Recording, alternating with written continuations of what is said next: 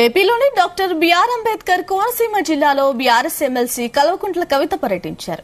P గన్నవరంలోని ముంగంట గ్రామంలో ముత్యాలమ్మ అమ్మవారి ఆలయ పునః ప్రాణ ప్రతిష్ఠ వేడుకకు ఇవాళ జరిగాయి. ఈ వేడుకల్లో కవిత పాల్గొన్నారు. ఈ సందర్భంగా అమ్మవారిని దర్శించుకుని ప్రత్యేక పూజలు చేశారు. 400 సంవత్సరాలకు పైగా చరిత్ర కలిగిన అమ్మవారి ఆలయాన్ని దర్శించుకోవడం తన పూర్వజన్మ సుకృతమన్నారు కవిత. అమ్మవారి అనుగ్రహంతో ఆంధ్రప్రదేశ్, తెలంగాణ రాష్ట్రాల ప్రజలు సుఖశాంతులతో వర్ధిల్లాలని, రెండు రాష్ట్రాలు అభివృద్ధిలో అగ్రగామిగా నిలవాలని ప్రార్థించారు. రాజమండ్రి దగ్గర ఉన్నటువంటి గన్నవరం నియోజకవర్గంలో ముంగంట గ్రామంలో ఉన్నటువంటి ముత్యాలమ్మవారి ఆలయ పునఃప్రతిష్ఠ కార్యక్రమంలో పాల్గొనడం నా అదృష్టంగా నేను భావిస్తా ఉన్నాను.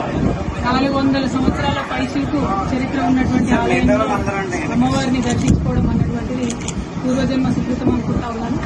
ఈ ముంగంట ప్రాంత చరిత్ర మనందరికీ తెలిసిందే. ఎన్నో సంవత్సరాలుగా బ్రిటిష్ వారి ముందు కూడా తలవంచకుండా మన ఆంధ్ర పౌరుషాన్ని తెలియజేసినటువంటి గ్రామం అటువంటి ప్రాంతం.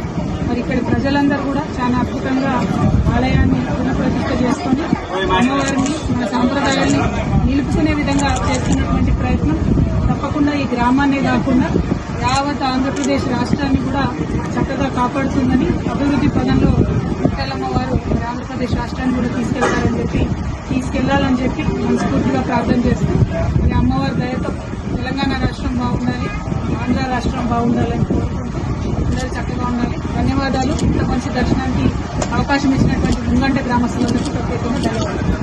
Thank you.